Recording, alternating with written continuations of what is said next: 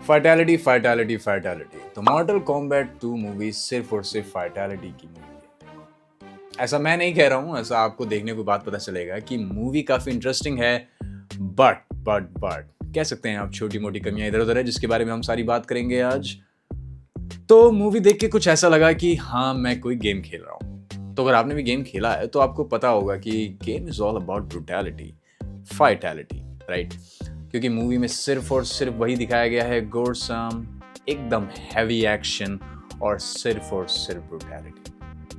तो मूवी की शुरुआत कुछ ऐसी होती है जो बिल्कुल भी फर्स्ट सीजन की स्टोरी को फॉलो अप नहीं करती है, क्योंकि फर्स्ट सीजन की स्टोरी हमें काफ़ी ज़्यादा, ये कह सकते हो, एक रिवेंज स्टोरी दिख रही थी। बट पार्ट 2 हमें भी कुछ वैसी स्टोरी फॉलो अप करता दिखा, बट वो पुल ऑफ नहीं कर पाए, क्योंकि मूवी का सेकंड पार्ट स्टार्ट होता है एक एम्परर से जो कि अपने थ्रोन को यू कैन से क्लेम अप कर रहा था या फिर अपनी सिटी को बचाना चाहता था, और उसमें वो उसकी जान चली जाती है हमारे मेन विलन शाहरुख खान के थ्रू। शाहरुख खान का कैरेक्टर काफ़ी इंटरेस्टिंग है, उसको प्रॉपर विलन फ्रेमवर्क मिला हुआ है, उसका हमें ग्रोथ देखने को मिलता है कि कहाँ वो सिर्फ और सिर्फ एक सिटी को कॉन्कर करने आया था, बट वो एम्परर की बेटी को भी पालता है, पोसता है और बड़ा करता है।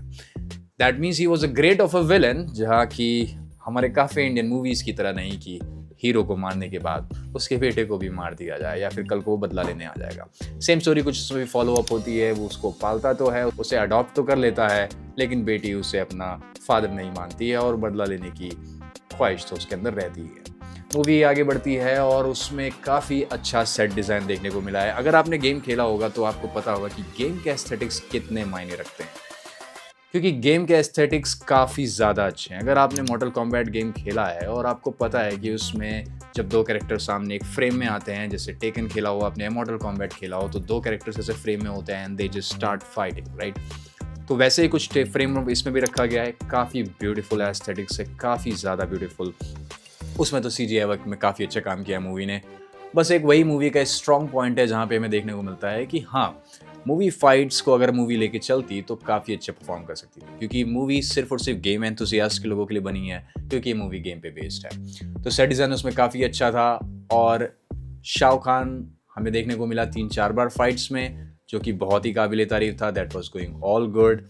और जो हम सब देखना चाहते थे मूवी में, फाइटैलिटी, वो काफ़ी दिखाया गया है काफ़ी अच्छे से। अगर आपने गेम खेला होगा तो उसमें पता होगा हर कैरेक्टर की एक एंडिंग मूव होता है जो कि फाइटैलिटी कहलाता है या फिर ब्रूटैलिटी कहलाता है, जिसमें वो सामने वाले ओपोनेंट को बिल्कुल फिनिश कर देता है। Same goes on with this movie as well, जहाँ पे दिखाया गया है characters when they fight in a tournament, in a combat, they tend to kill the other person. और वही इसमें भी दिखाया गया कि सामने वाले को मार दो या फिर मर जाओ। बिल्कुल मैं गेम के सेट को ही फॉलो करता हुआ। मूवी में आपको एक चीज़ काफ़ी अच्छी लगी होगी, जिसमें पीछे से शाहरुख खान बोलता है फिनिश हिम, राइट? वो जो आवाज़ होती है ना, फिनिश हिम, काफ़ी एक्यूरेट थी। अगर आपने गेम खेला होगा तो उसमें भी सेम टू सेम ऐसे ही बोलता है वो पीछे से गेम कैरेक्टर को थोड़ा सा बूस्टअप करने के लिए कि फिनिश हिम। तो मूवी की स्ट्रॉन्ग पॉइंट की बात करते हैं जॉनी केज की, जो हमारा मेन प्रोटोगनिस्ट दिखाया गया था, जिसका नाम है जॉनी केज। अगर आपने गेम खेला होगा, you know there is a person with the goggles and he says it's show time. तो बस मूवी में भी बस उसका इतना ही कैरेक्टर था, इस शो टाइम बोलने के लिए कैरेक्टर को दिया गया था। कैरेक्टर काफ़ी ज़्यादा फेमस वन है, द बुचर, जिसका असली नाम है कार्ल अर्बन, हम सब जानते हैं। उसको मूवी में बिल्कुल भी स्पेस नहीं मिली। अगर कार्ल अर्बन चाहते तो मूवी को बहुत अच्छी तरीके से पुल ऑफ कर सकते थे, बट ऐसा नहीं हुआ। मूवी उसको लेके बिल्कुल भी नहीं चलती है। जो हमारा मेन कैरेक्टर जॉनी केज है, उसके ऊपर मूवी बिल्कुल भी बेस्ड ऑन नहीं है। मूवी कुछ साइड कैरेक्टर ही चली जाती है, revenge story of a girl taking revenge of his father and all. But अगर हम जॉनी केज के पर्सपेक्टिव से देखें तो मूवी काफ़ी ज़्यादा प्लेन है। कैरेक्टर को कोई भी ग्रोथ का टाइम फ्रेम नहीं मिला हुआ है। कैरेक्टर आता है, 2-4 डायलॉग बोलता है, अपना कैच फ्रेज बोलता है, शो टाइम, और मूवी एंड हो जाती है। ना उसकी पावर ग्रोथ हमें देखने को मिलती है, ना उसकी स्किल ग्रोथ हमें देखने को मिलती है, और उससे प्रॉपर एक्शन सीन भी नहीं मिलता है। हाँ, बीच में वो एक तालुकान वगैरह से लड़ रहा होता है, बीच उसमें थोड़ा सा उसको टाइम फ्रेम मिलता है लड़ाई का, but I don't think that was enough. Producers, next time मॉर्टल combat 3 में ये ध्यान रखना, अगर जॉनी केज आ रहा है तो, जो कि हमें पता है बिल्कुल भी नहीं आने वाला है, बट लेट्स सी।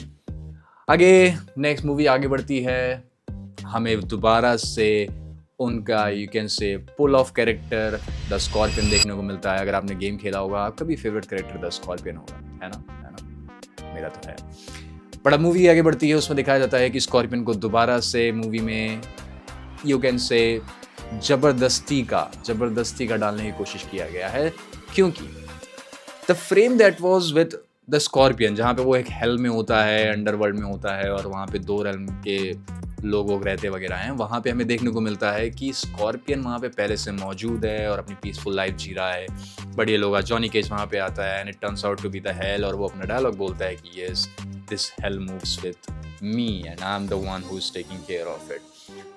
बट अगर आप देखें तो जो हमारा स्कॉर्पियन है वो वापस से उनकी फाइट में बिना किसी मोटिव के आ जाता है।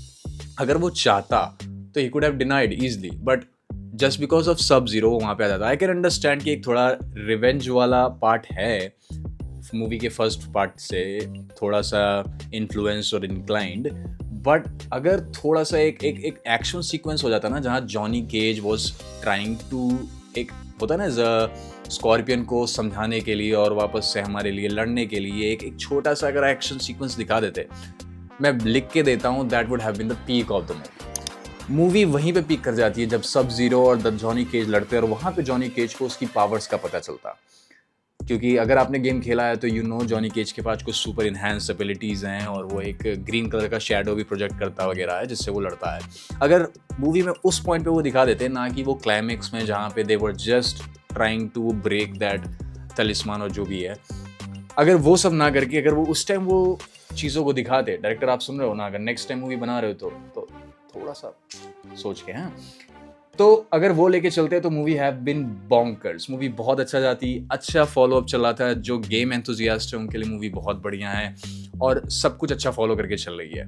बट कुछ कमियां थी जो हमने बात कर ली, और I don't think so मॉर्टल combat 3 अभी बहुत जल्दी आने वाला है, क्योंकि मूवी के एंड में उन्होंने कुछ तो पोस्ट क्रेडिट्स ही नहीं दिया है, बट मूवी एंड आते हमें पता चलता है कि they are going to rescue their friends. उस नेक्रोमैंसर के थ्रू वो उसे वापस से अपने दोस्तों को बुलाने वाले हैं, they gonna go back to the journey of the earth. But आपको तो पता ही है टूर्नामेंट तो चलते ही रहते हैं और एक बार फिर से टूर्नामेंट होगा जहाँ हमें फिर से सारे कैरेक्टर्स को यूनाइट होते हुए देखने को मिलेगा। तो बस मूवी यहीं पे एंड हो जाती है। एक और lost potential of Johnny Cage by Karl Urban. हालांकि बंदा बुरा नहीं है, बट अगर उसका इस्तेमाल ही ना किया जाए मूवी में तो फिर क्या ही फायदा। Same goes hair, the boys के बाद फिर से एक बार हमें यू कैन से डिसअपॉइंटमेंट देखने को मिलती है। Same goes on with this movie. तो बस इतना ही था इस मूवी के बारे में। और भी जानने के लिए और भी मूवीज़ के रिव्यू के लिए हमें ज़रूर फॉलो कीजिए, सब्सक्राइब कीजिए और वो बेल आइकन है ना उसको दबा दीजिए। बाकी मिलते हैं और भी एपिसोड्स में रावणावर्स के, तब तक के लिए बाय बाय।